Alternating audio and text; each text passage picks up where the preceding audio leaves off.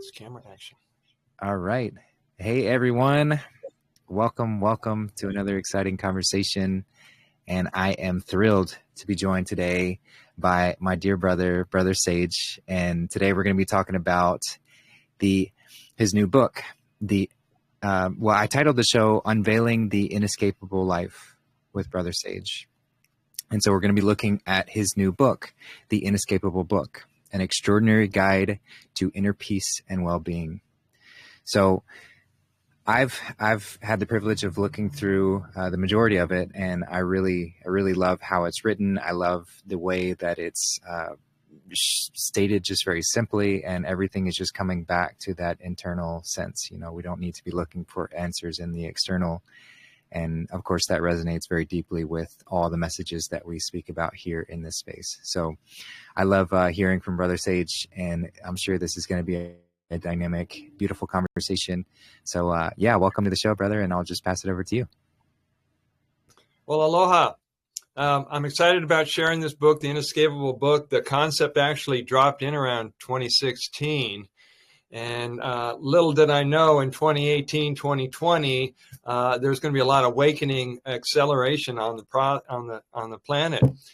So the book was about what's always been here, but we've been distracted and we looked in the wrong place. So how could we see this inescapable life? How could we see this heavenly state? How could we see the abundance and the health, which is right here, right now? So this book has a way to unlock the mind from agreed upon beliefs, programming, ideas, whatever you want to call it, that's been shielding us from seeing who we really are and experience a fuller life. Yeah, well said. And it is simply that. You know, we are extremely powerful. But we are so powerful that if we believe that we are powerless, then we become that. That's how powerful we are. So stripping away those beliefs, really reevaluating how we got there. And we don't have to go into the blame or anger game of how we got into this space, but just unraveling that lie, essentially, that we're telling ourselves that we are powerless. And this book is a great guide in going through some of the pragmatic steps of peeling away that onion, peeling away the layers of that onion to get back to our core and the beauty that we all exist in. So yeah, thanks for that. I'd love to hear about the process of kind of how this book came to you, because I know you've referenced it before, that you felt like this was a really channeled piece of work and you've been holding onto it for a little bit, but it's exciting to have it kind of culminate and come to the surface. So what's that process been like? Well, I've produced 11 books before this, so I know what it's like to be pregnant with a manuscript, and it really felt that way. And the people who are the closest to me, who are my support team, were my book doulas. And I got all excited when it started to download, and it made sense to me, and I could see it taking form, and the context was coming together. And it also, I was paying attention outside of me, looking what everybody's having to process and heal during the last 5 years, the gloom, the doom, the fear, the hope, and all that. And it came to me that we need more of the positive, life-affirming and uplifting ideas, so that people can feel safe, can feel comfortable in their skin, start manifesting at a greater capacity than ever before, and find their strength in their way home again. I love it. And the way that the chapters are kind of laid out, there seems to be sort of a formula to it, you know, like you're chipping away at the layers, starting at the highest and kind of going deeper within the construct. So how would you describe that process of kind of how you chose to order the chapters and lay it all out? And I saw that you chose 17 chapters, which is always a nice number to leave us with as well. So if you have any insight into kind of how that came to be, or if it just flowed together naturally. Well, a little bit of both. The first thing, the very first chapter is, I'll just read it so people can, not the chapter, but the title, so people will know what the heck I'm talking about. Number 1, breaking free from the programming, or what a lot of people are calling these days the false matrix. So it's a matter of revealing to them what might be something they're going to have to clear out of the way and respond to with tools and practices that give them a way to not be at the effect or control at any possible level of the outer directed world. And so for people to start doing this work is going to require them taking a really close look at their life and their belief systems and their behaviors and their relationships. It's all connected anyway. So for people who want to get free, they have to start peeling away not only the ideas and the conversations they've been having with themselves, but to be able to identify the one idea that's been driving this whole machine called us. And for myself and most people, Justin, it was this belief that we weren't good enough. I'm not okay the way I am. I don't look right. I'm not as smart as my brother. I don't have the money, the car, the girl, whatever it is. And that ran me my whole life. And I spent a lot of my adulthood trying to find that I was okay again. And so that's very much part of this book is self-worth, self-love, and to be able to be kinder and more gentler to yourself than ever before. Yeah, that's so well said. And it is arguably the most debilitating falsity that we tell ourselves. And of course, we can look at religious programming of conditioning us into believing that we are inherently sinful just by existing, which is a complete fabrication, completely false. But that lie sinks in quite deeply when we start to believe that. And then on top of that, just adding the programming of always looking for external validation, that I have to build my whole sense of identity based on others' perceptions or how I come across or my, my persona. And that's building, as Christ would talk about, building our house on the sand instead of the solid rock. If we're always building our identity based on what's externally happening around us, well, then it's always going to be fleeting. It's always going to wash away at the first storm. But if we can recalibrate that and bring it back to building my solid foundation on what's within, which is the only thing that is actually solid within this experience, everything else is quite fluid, then that's the place where I can have a solid footing to build off of and really go forward without needing others' approval or attention or any of that to exist. Another major topic, which is in this book, and if you guys have, those that are watching, have ever heard any of my videos or any of my live streams, the cosmic joke is, well, let me just say a little joke from Swami Beyondananda. Have you ever heard about Swami Beyondananda? Somebody asked a question, Swami, what is the key to the universe? And Swami says, of course, he would say it in an Indian accent because he is very dialectic and very languages. He would say, first, the bad news. There is no key to the universe. And the good news, it's been left unlocked. So the point I'm making here is everything is already here in the here and now. And master teachers and spiritual masters like Ram Dass and Eckhart Tolle and various others, Wayne Dyer, were doing their best. And then you and I jump on the scene to invite people to be totally present in the moment. A friend of mine came up with the quote, today is today, only today. And then I narrowed it down to the moment. This moment is only this moment in this moment. So if you want to know where all the goodies are in life, show up, be present, and be in a receptive mode. And you will see your life transform. That's the Christed path. If you really boil it down, the Buddhist path, however you want to phrase it, coming back to who we truly are, which is here and now. If you're looking to copy somebody else or try and do it in a different way, or I'll do it tomorrow, or maybe next time, then you're missing the mark. It's coming back to the magic that exists right here, right now, always.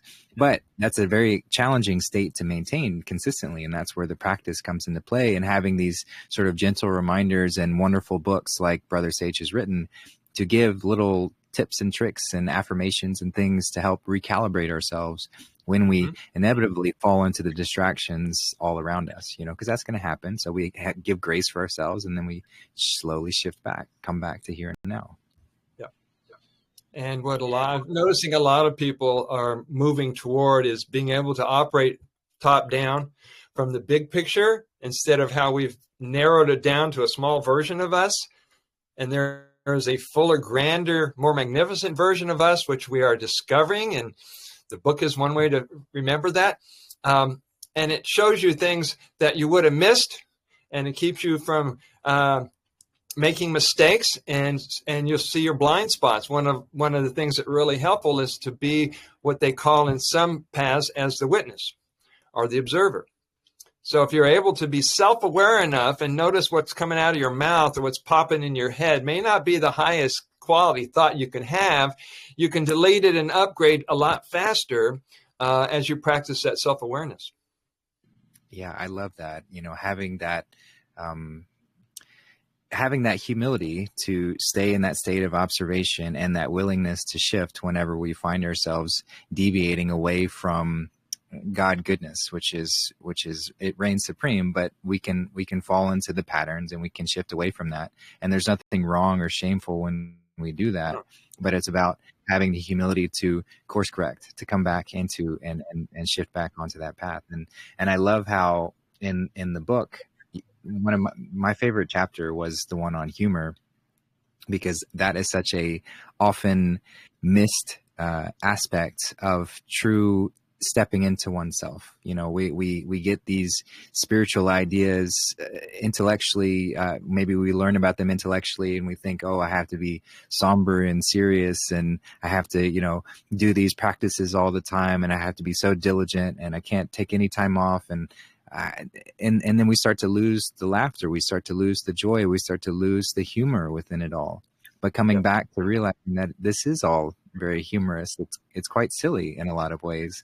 And if I can bring that laughter into it, then I'm harmonizing with creation itself, because this is a silly experience. So we might as well enjoy it. We might as well have fun with it. And then it takes the edge off of all those moments where I fall into that, self-deprecating mindset or any of that kind of thing. Humor is the solution, truly. Yeah, it very is. And if we've taken ourselves too serious, we're stepping in a landmine. I mean, you see people on a spiritual path, these people who are like real strict on their raw vegan diet, or real strict on whatever it is they're involved in. And they forget to laugh. They forget to let their inner child play. They're missing out on the beauty of nature, and they've narrowed down their experiences. So yeah, that's why it's in the chapter. It's in several of my books. Yeah, I love it. Cool. Well, is there any other chapter that you want to sort of draw more attention to, or any layers within this that you want to dive into further? Yeah, let's go for it. Several of them. One is about sentence stems. And for those that are watching, I recognize some of these names. You might recognize some of these names on the feed right now. Welcome, guys. Good to have you. Sentence stems is a powerful tool in which you can take how you perceived yourself from the past and how you're still dialoguing with yourself in the past and not making any progress or not going forward. And so what we do is we take a sentence that's incomplete, and then we look at where our triggers were by completing the sentence. Then you move to the second sentence, which empowers you to make that shift. And I've used these 2 out of 3 of the sentences with my clients a lot, and they could feel quantum shifts. All of a sudden, they realize what they were thinking, they're making new choices, and their life moves in another direction. Here's the 3 sentences. If anybody wants to type it in the feed, that way you can have it remembered, but you can play back the video. Number 1, up until now, I'm going to say all 3 sentence stems, and then I'm going to give an example. Number 1, up until now, everybody breathe. Now, this is in the book a lot because some of these ideas, they hit you pretty deep. And so you got to take mental rest stops and breathe during the book. All right, number 1, up until now. And you draw a line to the right of the last words because you're going to complete the sentence. Number 2, I am open to the possibility of, you can kind of get a feeling where this is going. And number 3, I choose to know. So, for example, if you carried on this heavy weight your entire life that says it's impossible for me to heal this condition or that condition, or up until now it was difficult to heal this condition. Up until now I was intimidated through intimacy. Up until now, I couldn't seem to get my money act together. Whatever it is, you're going to take the sentence and then move into the next sentence stem. And you'll start saying, I'm open to the possibility of healing everything. I'm open to the possibility of opening a new channel, an avenue of my abundance and good. I'm open to the possibility of feeling safe and comfortable with those that I love. You with me so far, guys? Justin, would you like to give an example in your life? Absolutely. Yeah, I was just writing down the stems for people to reference. So let's see. Up until now, I have played small in a lot of ways. I'm open to the possibility of stepping into my highest potential. I choose to know myself in all ways, every which way they're presented to me. Excellent. Excellent. Oh, by the way, if anybody types, are we able to see what they type? Does that show up or no? Not in this feed, but it'll be on JC Family. So that's where I was typing them. Okay, the third sentence stem, and you actually jumped in on it without realizing it. The third sentence stem is I choose to know. And the reason this one is so powerful, because guys, pay attention. Every time you have a dialogue with yourself and you tell yourself, I don't know this and I don't know that, I don't know how to do this, what you're telling the universe is you don't want to know. You're telling the universe, don't give me the knowledge. The moment you switch that to I choose to know, guess what? The universe can give you an awareness that you would have missed otherwise. So I encourage each and every one of you to start using these sentence stems. I'm open to the possibility and I choose to know, and see what kind of results you have in your life. Yeah, I love that. And this is, getting into stepping into our power and realizing that our words are our spells. So every time we're casting, we're sending words out into the ether. We're casting spells, not only on ourselves, but to anyone else who receives them. So it's important to recognize the power that we hold within the spoken word, and even thoughts as well. Thoughts are spells, even if nobody else can hear them. If we're thinking them, they are definitely spells, imparting various layers within ourselves. So if we can start to recalibrate the spells that we're casting, start casting white magic instead of black magic, then everything gets much whiter and brighter. Thank you. And this is one of the reasons I've included a lot of affirmations in this book.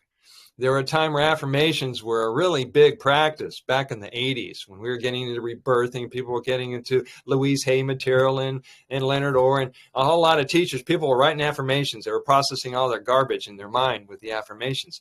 Well, guys, this has not been their done it kind of practice like some various other practices. Like people say that about meditation. That always gets to me. You practiced you're not practicing?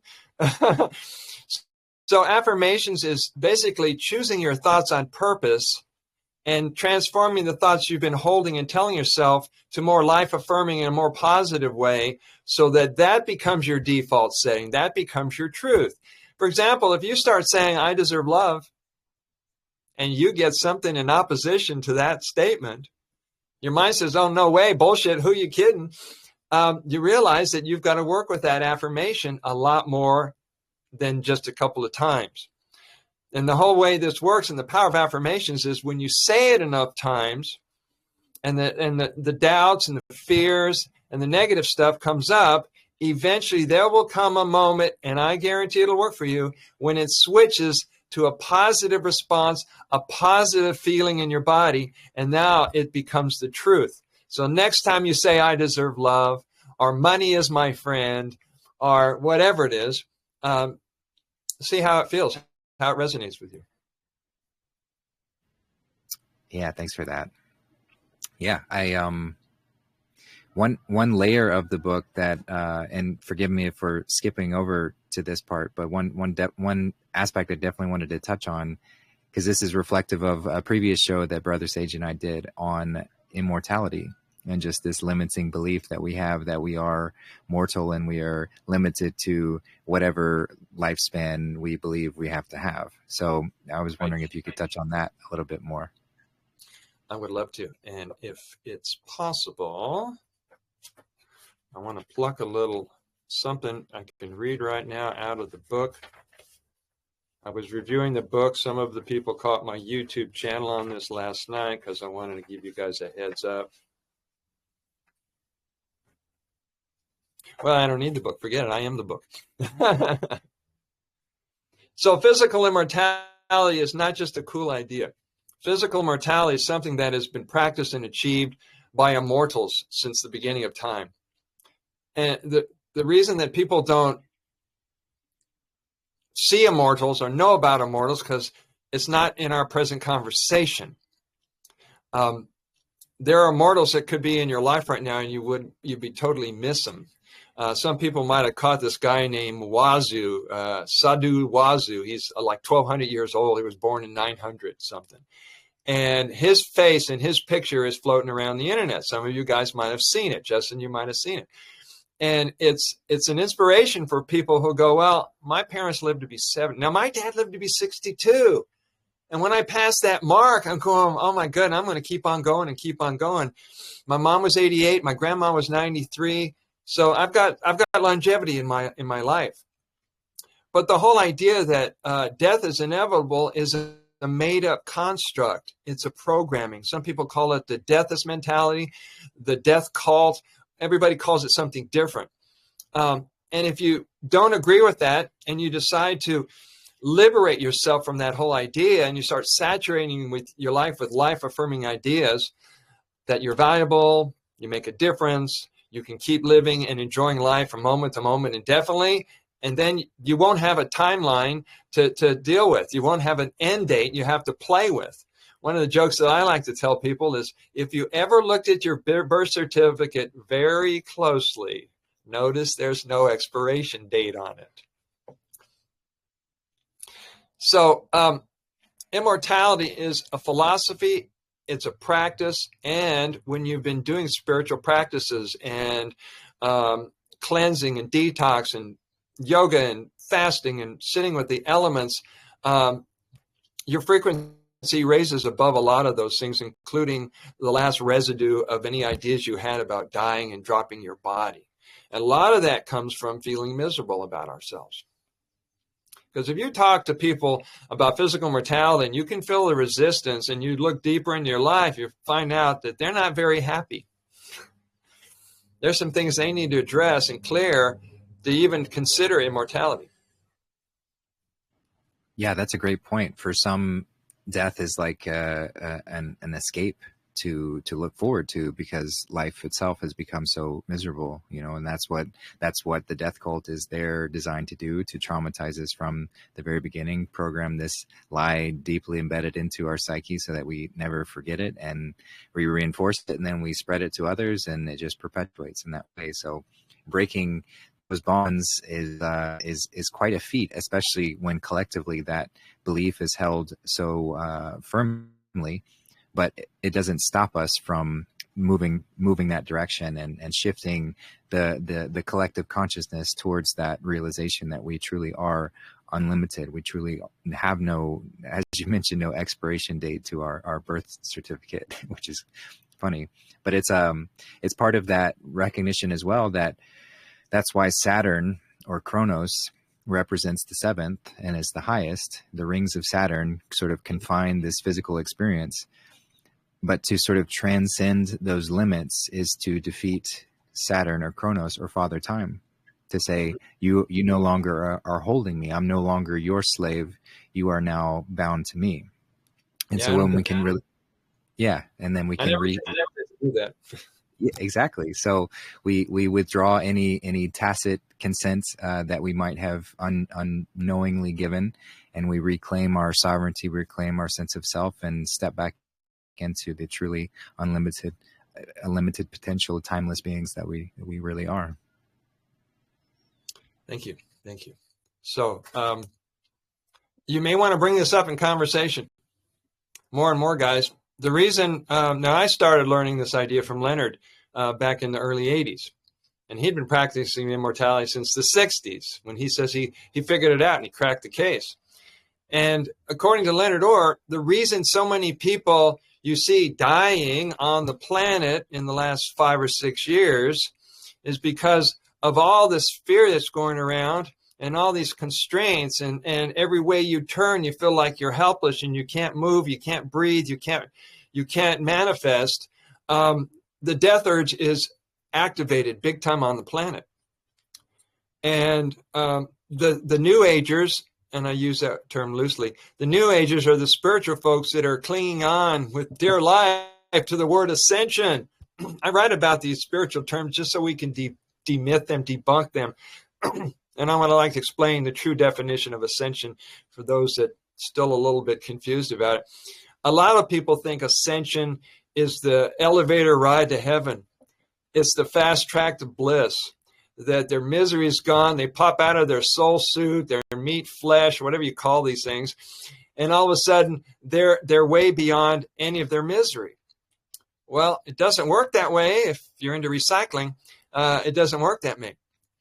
But ascension is actually when you get to a point of liberating yourself from negative and limiting thoughts. When you can be totally a free, sovereign master being living in the moment and still being physical, because the work's in the body. You got to exercise. You guys know this stuff. And a lot of spiritual people, they meditate a lot, but they also garden a lot. So you got to keep in balance. So ascension happens in the body. It's not a drop the body kind of thing like a lot of people believe it is.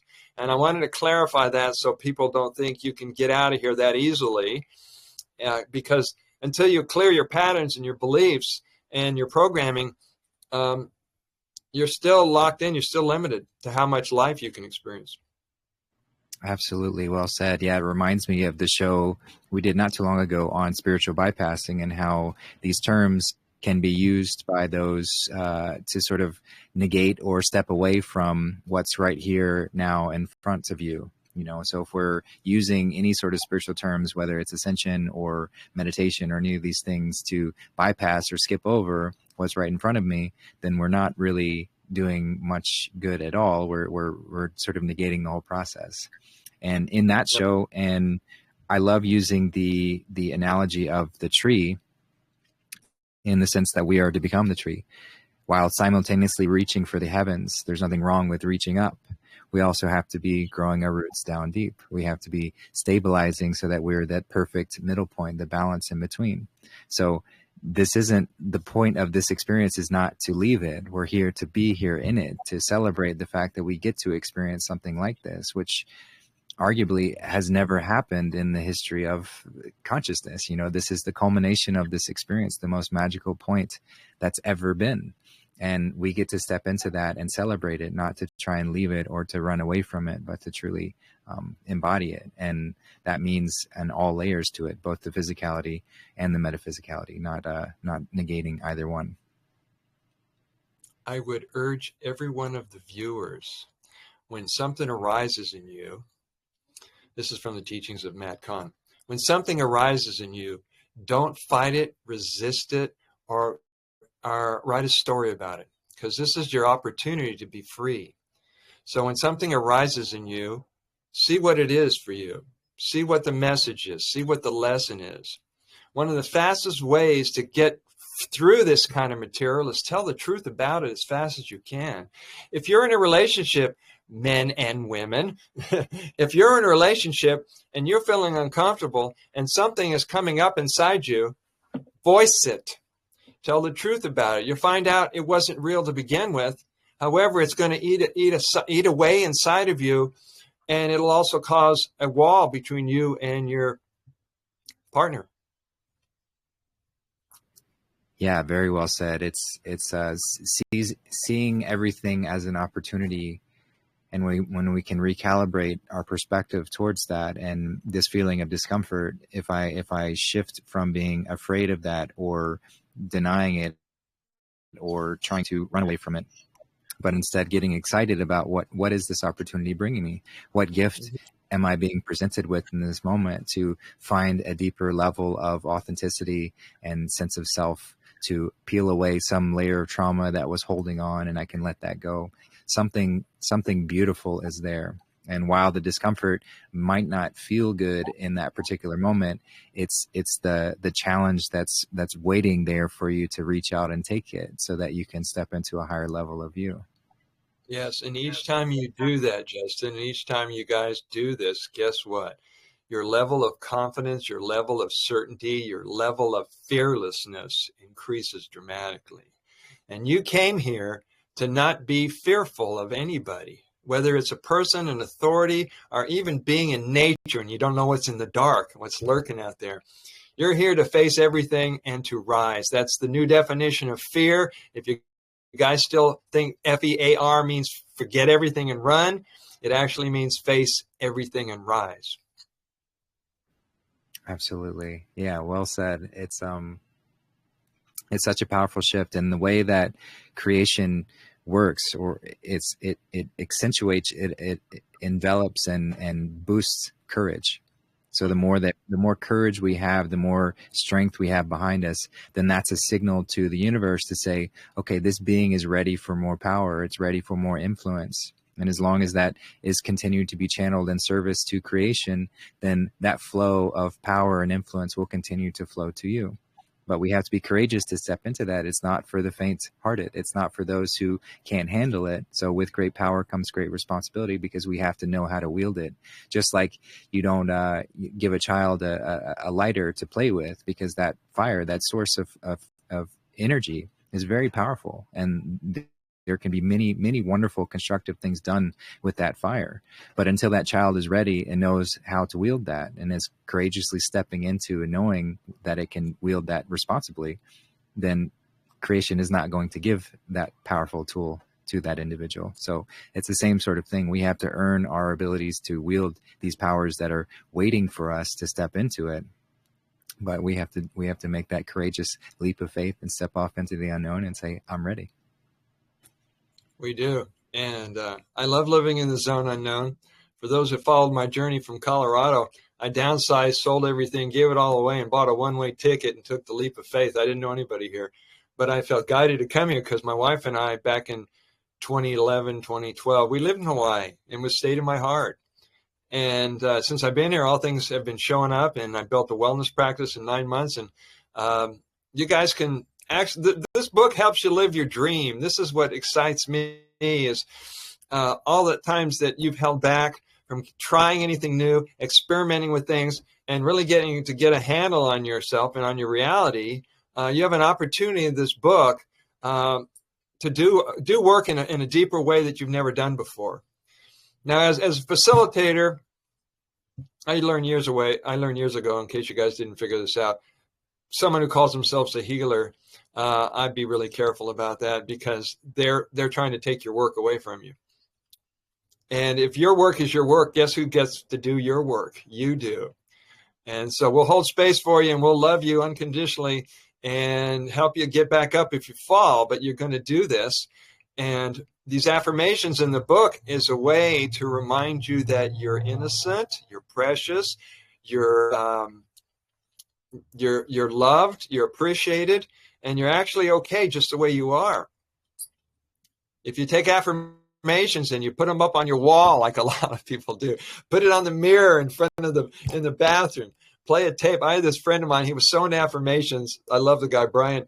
He had 4 cassette players while I went to bed at night, all playing subliminal affirmations at the same time while he's in bed. He's thinking, oh, I can get it. Oh, I can learn I can clear all this while I'm okay, Brian, that's fine. Yeah, that's a good point. And I like what you said there about, not stepping into as a healer or even gurus or any of that sort of mentality that you are the link between someone and that divine source. So we act as guides. I can point in a general direction based on my experience and what I've learned.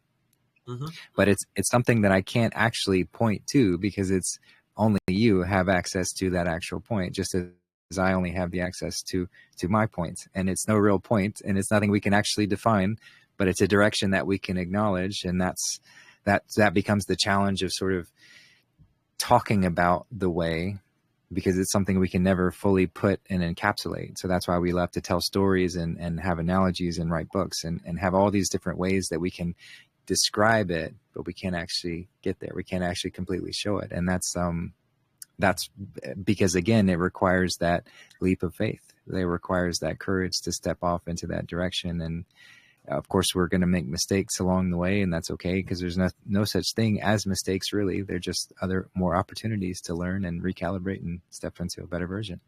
Yeah. Well, mistakes is an excuse to beat ourselves up, particularly if you get really heavy with yourself. This chapter, what was it, chapter 2? Is it chapter 2 or chapter 3? Is about unraveling spiritual terms. Chapter 3, unraveling and shining light on popular spiritual terms. One of them that I get a kick out is the term levels.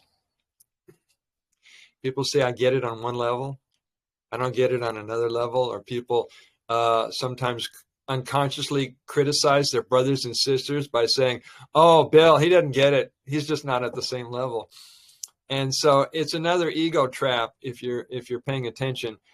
Be cautious about using levels in reference to other people, even reference to yourself, because in truth, the whole level thing doesn't make sense if you look at it from the perspective of, you know what you know when you need to know it. Your understanding, your awareness is relative to you at this point in your journey. And so to compare yourself is irrelevant with anybody. They get it at this level. I don't get it that level. Or do you understand what I'm saying? Absolutely. Yeah. Anything designed to solidify this perception of separation is always going to be a tool of the ego, because that's how it lives. It has to believe that it is separate, because, and for a grand purpose, that's what gives us our individualized sense of identity, so that I can pretend to be this character and you can pretend to be that character. And it's beautiful in that sense.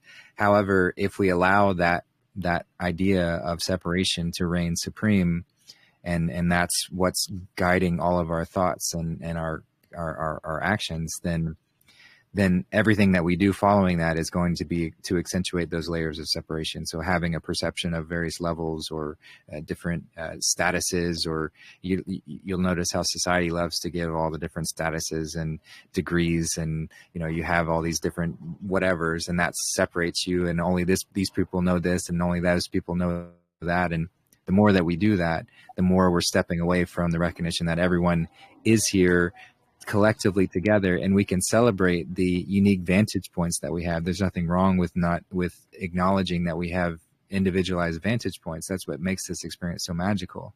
Yeah. But not as a foundational principle. Foundationally, we are all one consciousness experiencing itself from infinite vantage points. Mm-hmm. You've heard the term infinite intelligence? Yes. Some people like to call it your higher self. Which implies you're a lower self. That's another trick. Oh, my higher self gets it, my lower self doesn't. Anyway, infinite intelligence. We have infinite intelligence, which means we can tap into this incredible reservoir of wisdom and knowledge and understanding at any one moment in time. We also have infinite abilities to manifest and infinite beings to be. Well, the joke I always got is, if we have infinite intelligence, why do we make up shit to scare ourselves? We've all fallen into the trap. We make up something and it scares us, and then you realize it wasn't what you thought it was, and then you have to clear it.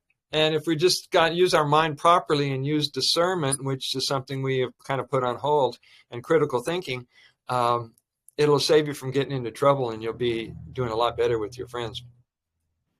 Yeah, and celebrate the trouble that we got into for whenever we did it, because that contrasting experience provides an exciting story to we love the hero overcoming the challenge. We love that layer of any good story. So it's again, just to celebrate the opportunities when those challenges come along.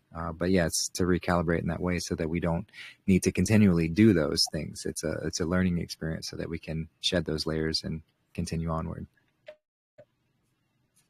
So now I want to talk about another fun chapter, which is, I've been working on this my whole life. It's chapter 9, The Inescapable Food Path, Making Peace with Food. You know where I'm going with this one. A lot of people have come to recognize that food is one of the biggest addictions on the planet. We got to have our food.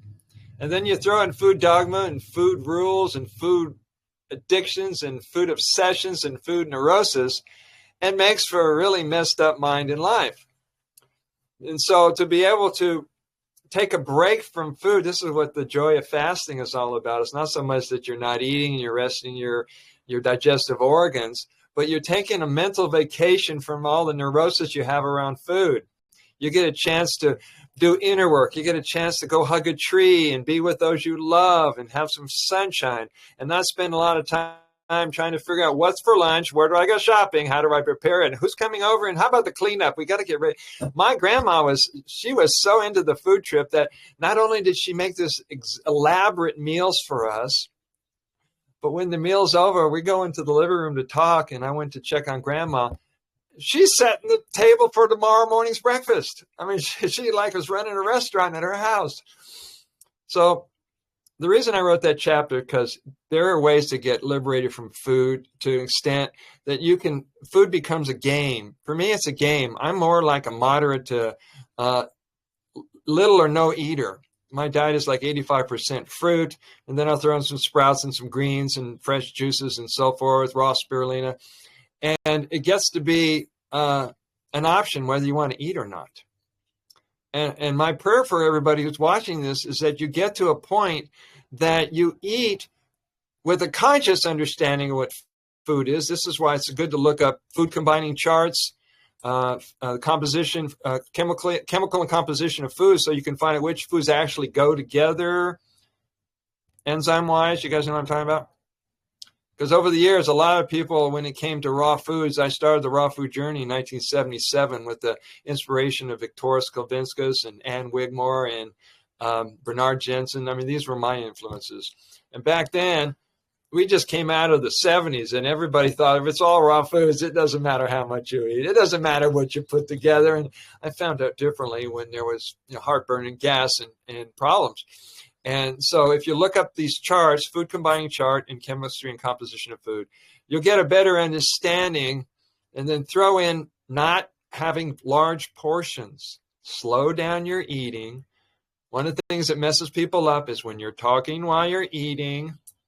Do you do that? Or being invited to business meals, I couldn't understand why we have to eat, and then discuss business when you want to enjoy the meal.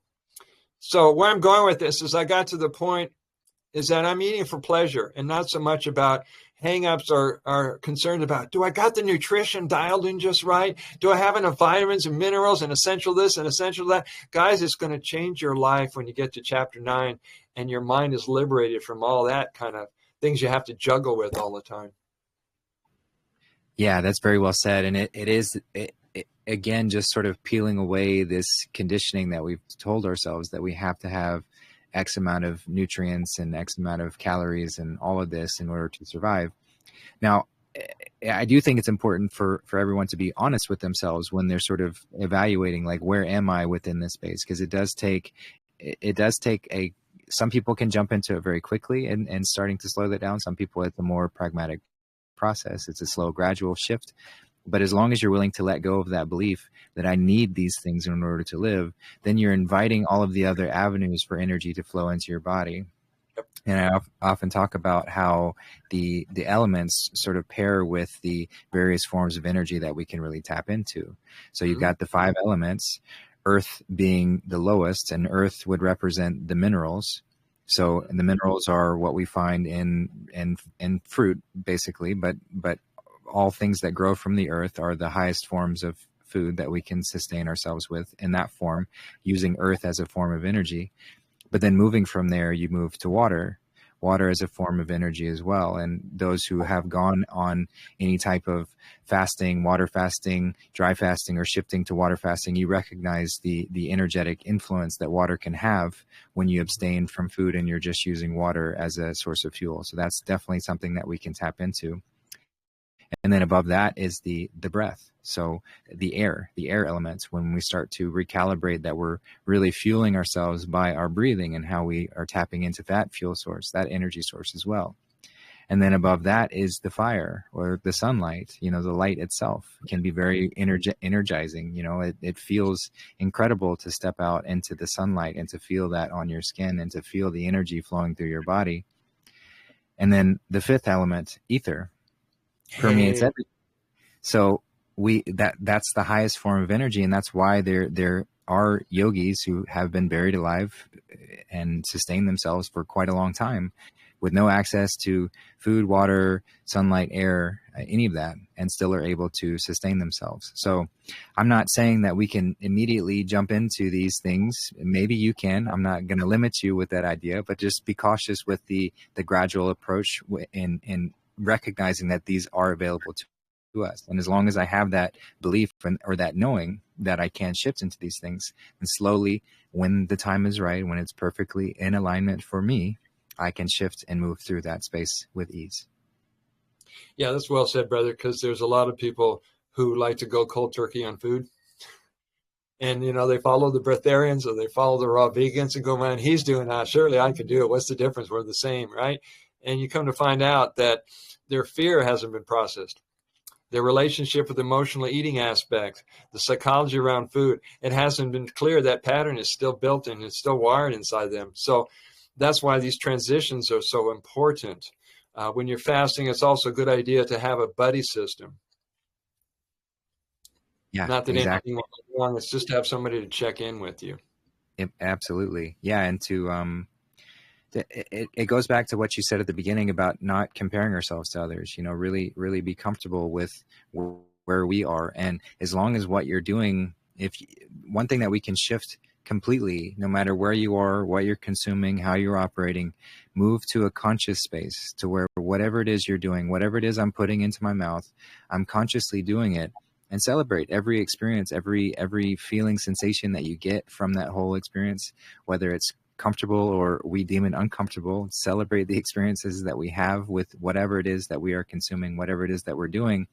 And slowly, we're going to shift those choices to ones that are leading to more of that light and levity, to where I'm not having to deal with the encumbrances or the discomfort.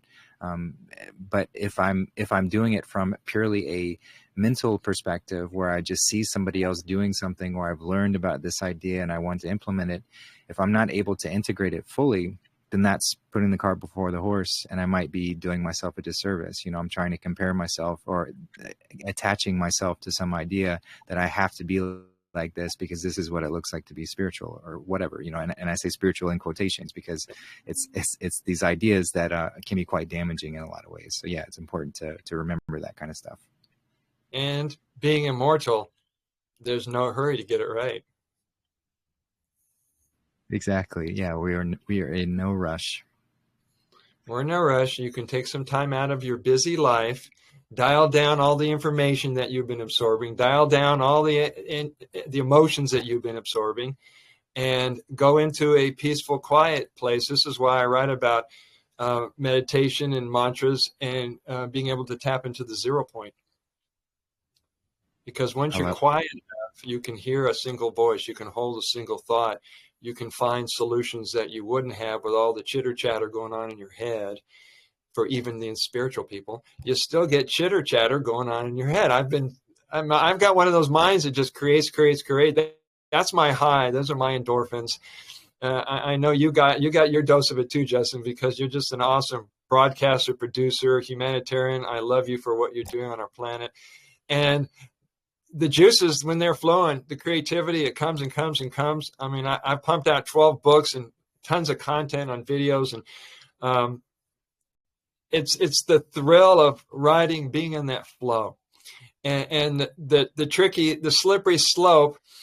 I could just talk from personal experience. The slippery slope is when you do a deep probe into your creative well and nothing shows up, and you're just like, somebody shut off my creativity. And so my first course of business is get moving. Take a walk, jump in the ocean. You get yourself in motion, do some yoga, Go in the backyard and scream and liberate yourself from paralysis. And then the creativity starts flowing. Yeah, that's a great suggestion. And I would just add to that, also recognize the cyclical nature of creation and this creative work as well. So sometimes we go through moments where we might be invited to rest. We might be invited to not have as much flowing through us so that we can take a step back and have a nap or do whatever we need to do in that moment as well. So as long as, because I see what you're saying completely, like when we have that tap going and we get almost sort of like attached to that continuous flow of it, then we get upset with ourselves when we don't have that any longer. And so where to go? Yeah. So that's an opportunity to release that attachment or that expectation that it's going to be flowing in the way that I thought it should be, and get back to the openness. If we're trying to, you can't take heaven by force. You can't force it to do what you want it to from a mental perspective. All we can do is be open to the flow and have our cup ready to receive. Yes. Another way of putting that is you don't have to be on all the time. I love that. And if you guys ever get a chance to either come visit me in Hawaii or get by an ocean or get out into the desert or nature, see if you can stand to be in its pristine beauty and silence for hours. I'll go down in the morning, most sunrises, and just spend hours looking way, way, way out at the beach. Sometimes I'll see whales. Sometimes I'll see boats. It's just nice to just let everything just go. Let it go. Do some breath work. And once you feel back, present, and centered again, then go on with your day and see what kind of difference that makes. Yeah, that's a great suggestion. And with the ocean, just adding so many layers to it, because you've got the salt water and the sand providing an extremely powerful grounding option for your feet to release any of that energy that's been stored up within you from the overworking thoughts and the continuous distractions that we find ourselves in. And then pair that with the water, the healing water of the mother. She's embracing us with that cleansing baptism as you're staring off into it. Pair that with the level approach and seeing that far off distances, so that it's really healthy for the eyes too, to be looking off in the distance and finding far off things, because we're so conditioned to staring so closely at our face and the screen's right in front of us. So to have the opportunity to see off in the distance as well, that's hugely powerful. Or seeing buildings, or seeing cars, or having your mind focus on anything other than rolling, tranquil, serene waves. Why do you think it's so much fun to watch hula dances? They're like the waves, very calming and very serene. You're not focusing on any body part. It's just the motion and the feeling in there. Yeah, wonderful. Yeah, the perpetual motion of the mother. She's always dancing for us if we're willing to watch. Now, ocean, in case you guys didn't know, is also plasma. They have been taking sea plasma and turning it into nutritional products in Spain and other places where it's very protective oceans. I've gotten my hand on some of it, and it contains like 97 of the important minerals in a very highly absorbable way. And so when you're out there, this is what I do, and I challenge you guys to do that, is before you get into the water is thank it and bless it, and put your cupped hand in the water and take a little in your mouth and join with that life force. The ocean, if you didn't know this, is a consciousness. And it's all over the planet. It doesn't care if you call it the Pacific Ocean, the Atlantic Ocean, the Arctic Ocean, the Southern Ocean. It is the ocean, and it is our source of life and nourishment and everything. So be by the water, even if it's a river or a lake or your bathtub, whatever it takes. Yeah, all water is connected. It's one single organism in various forms, and so it all has the same memory and all has that connected energetic nature. That's why in ancient structures and civilizations they use the canals as transference of energy. Those were the power, the way to distribute power throughout the city. And I think we'll move back into this form of technology that we've seemed to have forgotten, but just to get into just how powerful water is and what it can really do for us when we work with it, because we are majority water anyway. So we're just stepping into ourselves again.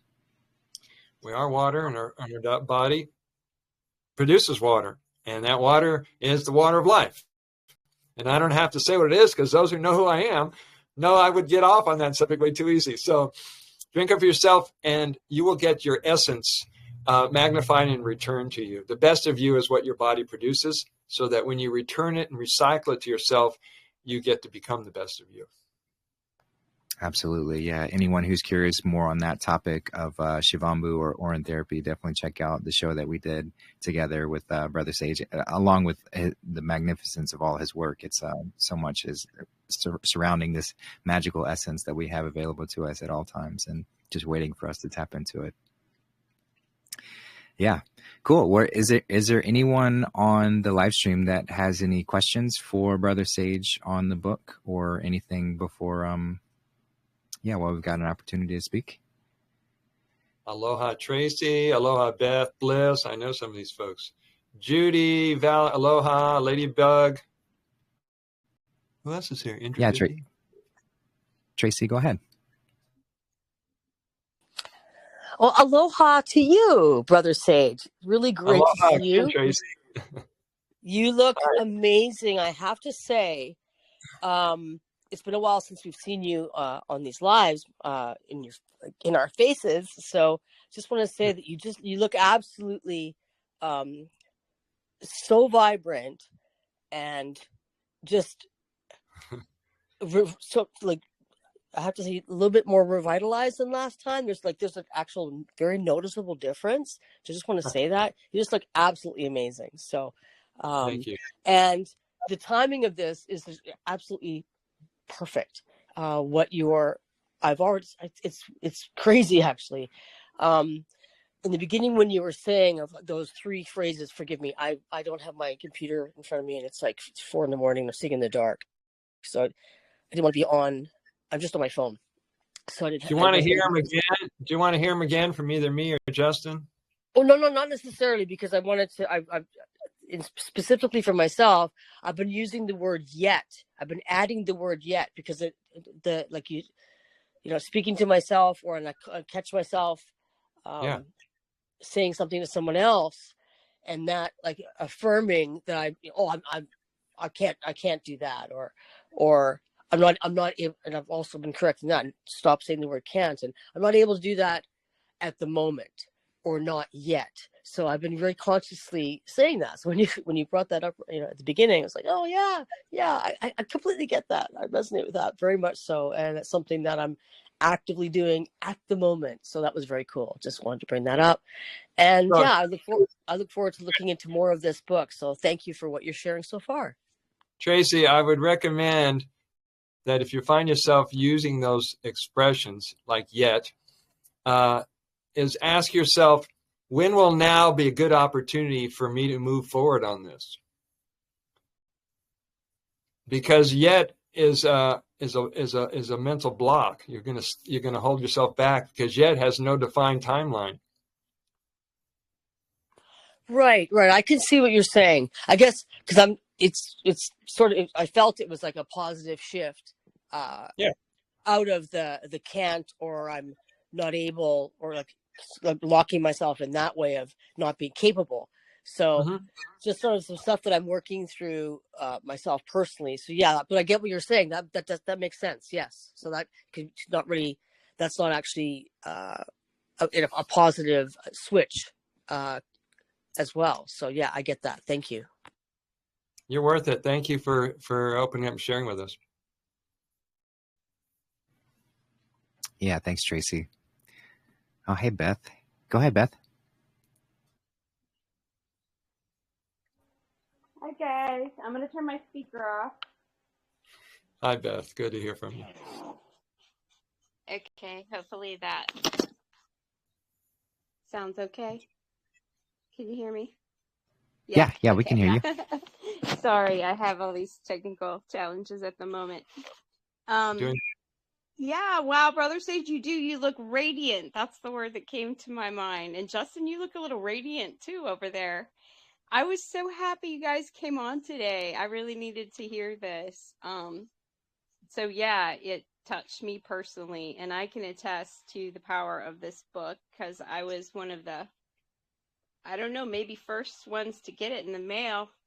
And I read it pretty quickly, and I had picked out a couple of my favorite parts I was going to share, but Brother Sage, you talked about them both. On page number 47, I have a circle around this paragraph. The journey toward freedom is not about measuring oneself in levels or striving for some future ideal, but about deepening into the present moment where true liberation and expansion already reside.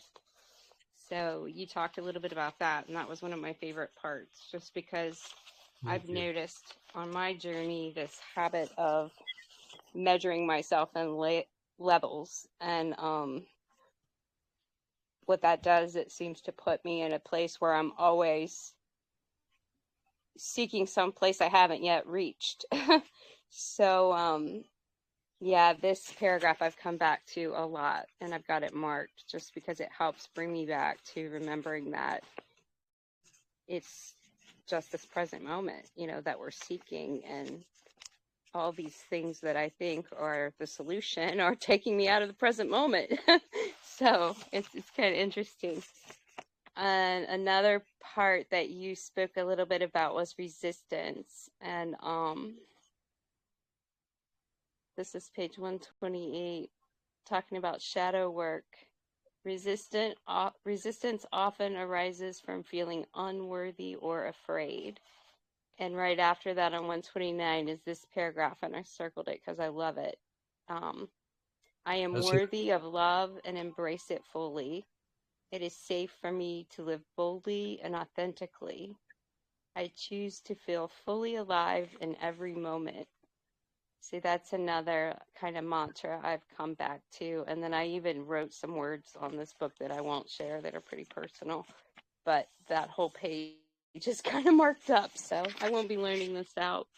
But the sentence stems, I believe they're called, that's another tool that you helped me with. I actually learned about those before I got the book, and I have them on my little whiteboard that I shared in a photo because it's sitting right here in front of me almost all the time in my little cottage, because I have to be reminded a lot about the language and the power of our words, not necessarily verbally, but even the inner dialogue, because I spend a lot of time in solitude and thinking that I'm safe, you know, because I'm not around others, so I'm not like releasing any negativity onto others, but I catch myself with that inner dialogue a lot, and leaning back onto those negative patterns. So this has been really helpful for me, and of course these interactions are always helpful. I've shared that with both of you, and like I was saying, today was just really good timing.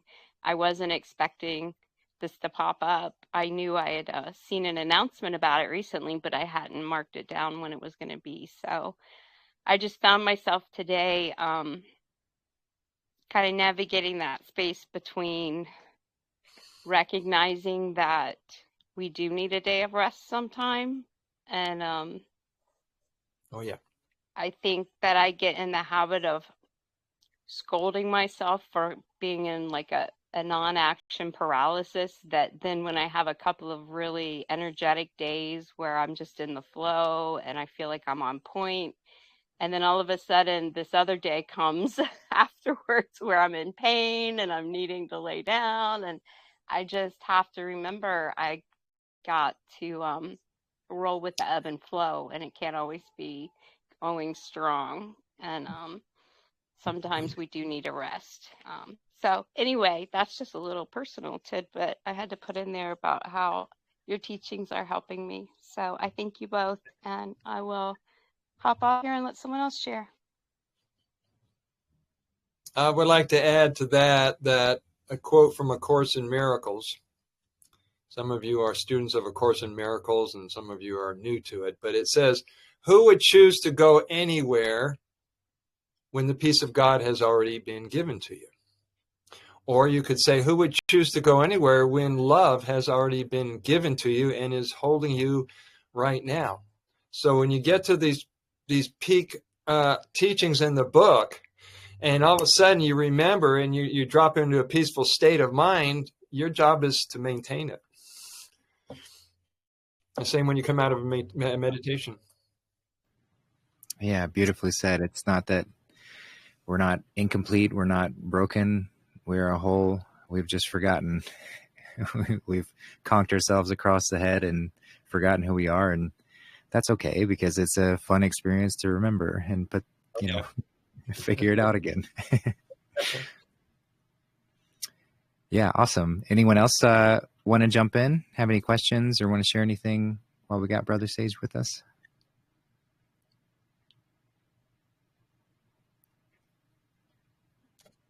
And no worries if not. If anyone else does want to chime in, just make sure to raise your hand and I'll get your mic open. Brother Sage, was there any other parts of the books that you wanted to highlight or focus on while we still got a little bit of time? I would invite everybody to step into new moments like a blank canvas with no expectations of where it's going to go. There was a teaching called domain shift that came around in the 1980s. And one of the things they were saying is that every time you wake up in the morning, you reassemble your anchorage point of your reality of who you are and your routines, and you go into the groove every single day. And after a while, that doesn't leave any openings for spontaneity, curiosity, playfulness, adventure. So I recommend you go down a trail you've never been on before. Call up somebody new. Go talk to a stranger. Discover something new in your neighborhood about yourself and open up the possibilities and potential which you haven't ever even considered. So make room for all that.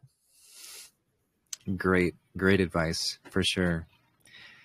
Yeah. So I think that's probably it for. I think everyone feels complete. Do you feel complete today, Brother Sage? I feel complete, and I want to stand up and give a hug to everybody, if that's okay. Yeah, absolutely. Tracy and Beth, and to everybody else who was so kind to take time out of their day to join Justin and myself. We're going to share some aloha vibes. Justin, you live where? I'm in upstate New York. Upstate New York. All right, we got you from the East Coast to the West Coast and everything in between and wherever else anybody lives on our precious planet. We love you and appreciate you. Absolutely. Thank you so much. And yeah, you can find all of Brother Sage's links to his website, brothersage.com, and where you can find the Inescapable Book, An Extraordinary Guide to Inner Peace and Well-Being, where you can get a copy of that. Highly recommend it. And just again, thank you, Brother Sage, for always just being such a light. And thank you for gracing us with your presence. So I'm looking forward to the next conversation, which I'm sure there will be. And yeah, just sending love out to you and everyone else. Thanks, brother. Take care. Thank you. Much love.